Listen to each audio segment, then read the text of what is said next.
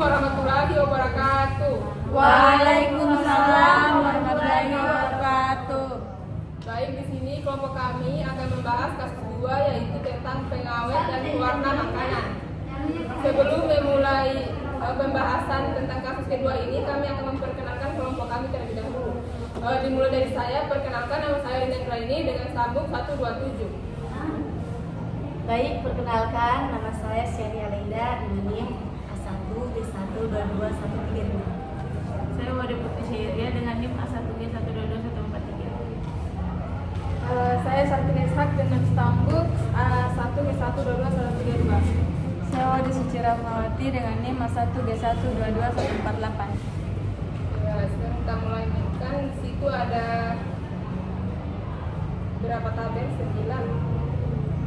9 tabel. Yang pertama kali itu membaca dan mempelajari kasus dengan cermat. Kan kita sudah baca tuh tadi tentang kasus 2. Yang kedua itu mengidentifikasi berbagai informasi kunci atau penting yang terdapat di dalam kasus.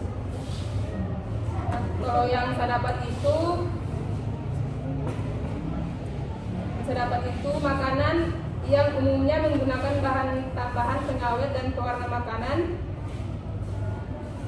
adalah makanan ringan seperti kue, minuman, dan sebagainya.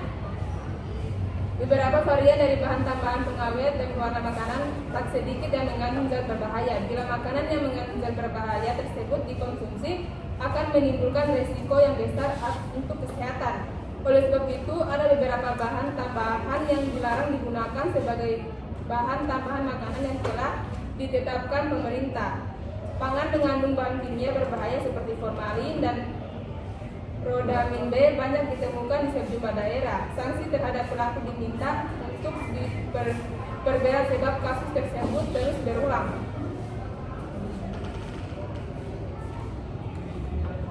Ada juga ini Kepala Balai Besar Pegawai Obat dan Makanan atau BPOM DKI Jakarta menemukan pacar Cina positif rodamin B, tahu berformalin, dan mie juga berformalin.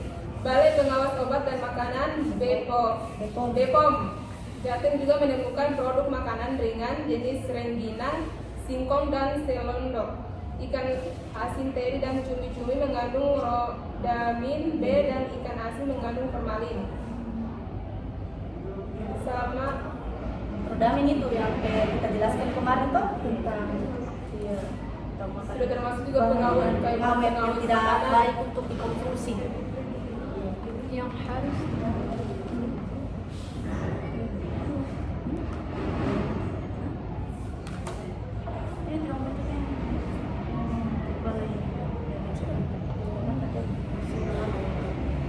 Terus yang tabel ketiga itu apa? Memberikan informasi tersebut sehingga muncul permasalahan atau pertanyaan dari kasus tersebut.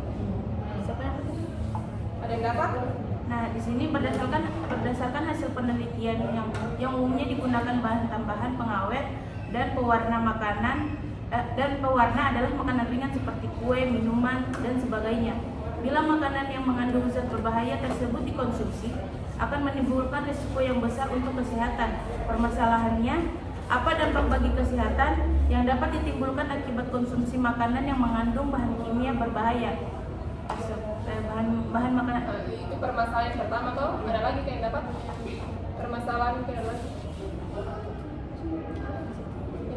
Nah, jadi ada beberapa bahan tambahan yang dilarang digunakan sebagai bahan tambahan makanan yang telah ditetapkan pemerintah. Pangan mengandung bahan kimia berbahaya seperti formalin dan rodamin B banyak ditemukan sejumlah daerah. Sanksi terhadap pelaku diminta untuk diperberat sebab kasus tersebut terus berulang. Nah, permasalahannya itu mengapa kasus penggunaan bahan kimia berbahaya dalam makanan terus berulang meskipun sudah ada larangan. Berarti kita ambil dua permasalahan dari Putri sama Sarika. Habis itu tabel keempat. Di sini kan tentang menganalisis penyebab masalah dari kasus tersebut toh. Jadi konsumsi makanan yang mengandung bahan kimia berbahaya dapat menyebabkan berbagai dampak buruk bagi kesehatan, baik dalam jangka pendek maupun jangka panjang. Nah, di sini saya akan jelaskan pertama itu dalam jangka pendeknya. Yang pertama, di mana di sini tuh mengganggu tentang pencernaannya kita.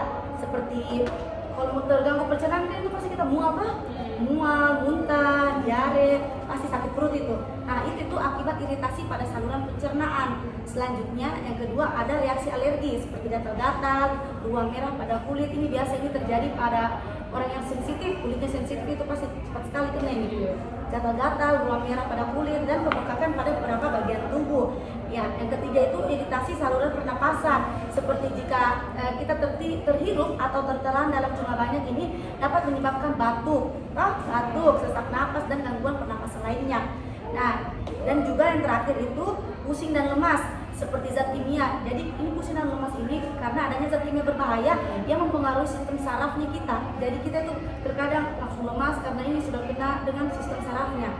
Nah, selanjutnya itu kan tadi dalam jangka pendek. Jangka panjang ini. Sini jangka panjangnya dan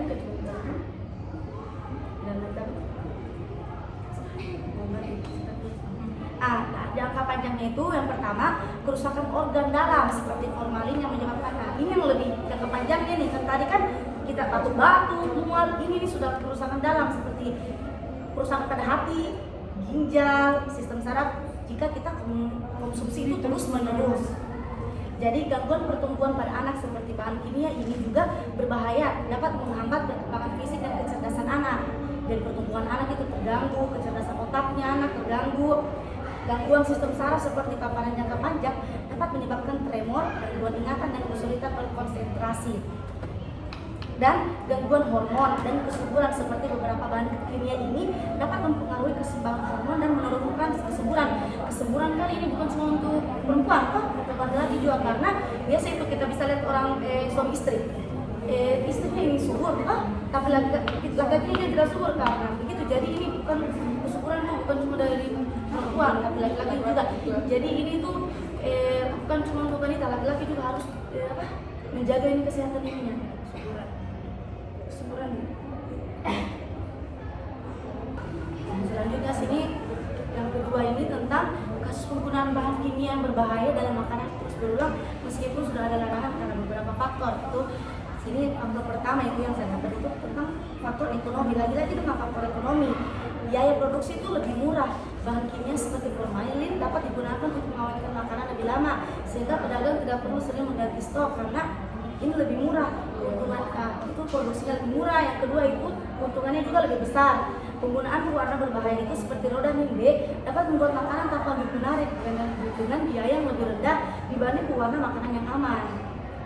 Yang D itu kurangnya pengawasan dan penegakan hukum. Pengawasan yang belum optimal. Tidak semua daerah ini permasalahannya karena tidak semua daerah itu memiliki pengawasan ketat terhadap bahan tambahan makanan yang dilarang. Sanksi yang kurang memberi efek jera, hukuman ringan atau tidak konsisten membuat pelaku berani mengulanginya. Bagian C itu kurangnya kesadaran masyarakat, di mana kurangnya pengetahuan tentang bahaya bahan kimia berbahaya ini. Banyak masyarakat yang belum menyadari dampak dari kesehatan dari makanan yang mengandung bahan kimia berbahaya ini. Padahal kan dampaknya itu seperti tadi kita sudah baca itu tadi tentang jangka pendek, jangka panjang, itu semua dampaknya.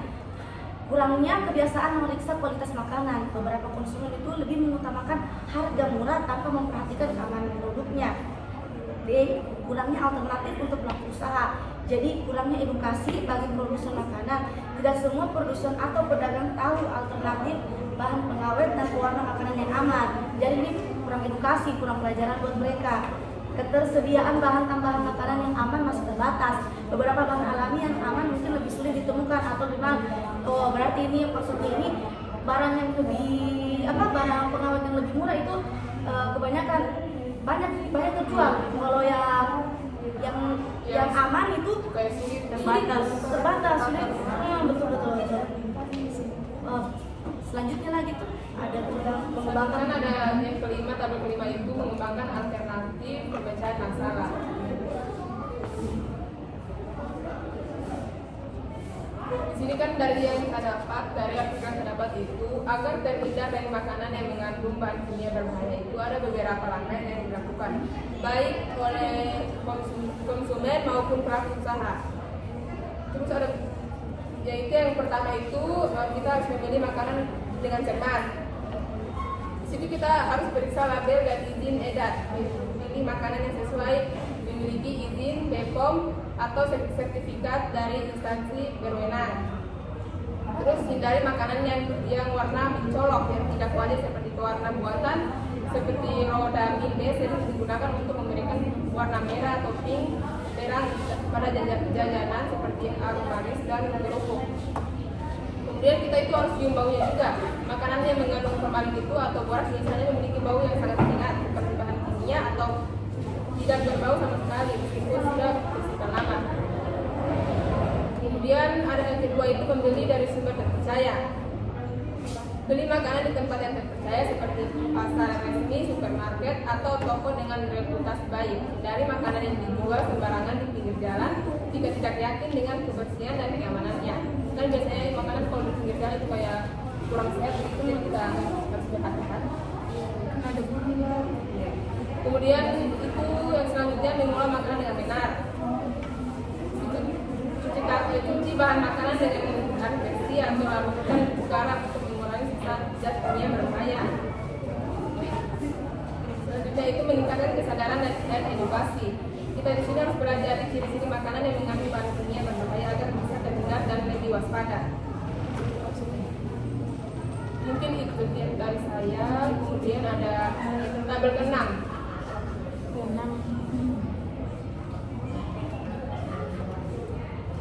Untuk yang keenam itu menganalisis kekuatan dan kelemahan setiap alternatif. Kekuatan dan kelemahannya itu membeli makanan dengan cermat, kelebihannya mengurangi risiko mengonsumsi makanan berbahaya, memastikan makanan yang dikonsumsi memiliki izin edar atau BPOM halal SNI. Yang ketiga itu membantu memilih makanan yang lebih sehat dan berkualitas. Untuk kekurangannya itu membutuhkan pemahaman lebih dalam membaca label dan mengenali ciri-ciri makanan berbahaya. Tidak semua bahan kimia dapat dideteksi hanya dengan observasi sederhana. Produk dengan sertifikat resmi seringkali lebih mahal dibandingkan makanan tanpa label. Bagian B-nya itu membeli dari sumber terpercaya. Untuk kelebihannya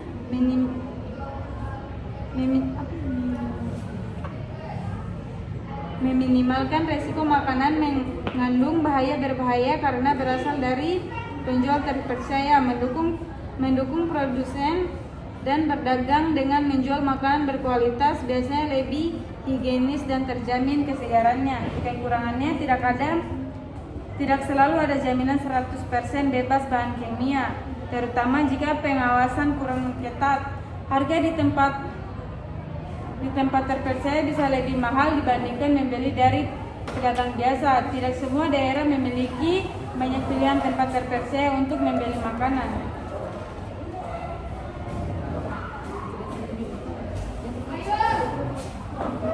Nah, jadi yang tabel ke-7 itu dia memilih satu alternatif yang dianggap paling efektif. Nah, dari artikel yang saya dapat, cara yang paling efektif dari keempat metode yaitu membeli makanan dengan cermat, membeli dari sumber terpercaya, mengelola makanan dengan benar, dan meningkatkan kesadaran satu edukasi. Bergantung pada situasi dan kebiasaan masing-masing individu, namun jika harus memilih yang paling berdampak, maka paling efektif adalah mengelola makanan dengan benar alasannya. Dan yang pertama itu memberikan kontrol penuh terhadap bahan yang digunakan dan cara pengelolaan. Yang kedua, menghindari resiko makanan terkonsumsi bahan kimia berbahaya dari luar. Dan yang ketiga, memastikan kebersihan dan keamanan dalam setiap tahap pengelolaan. Nah, untuk alasannya mungkin kita bisa tambah satu lagi. Di situ mengurangi ketergantungan pada makanan olahan yang mungkin mengandung zat berbahaya. Itu ketergantungan. Baik, mungkin itu saja pembahasan kami dari kasus kedua. Lebih dan kurangnya mohon dimaafkan. Saya tutup dengan ucapan Assalamualaikum warahmatullahi wabarakatuh.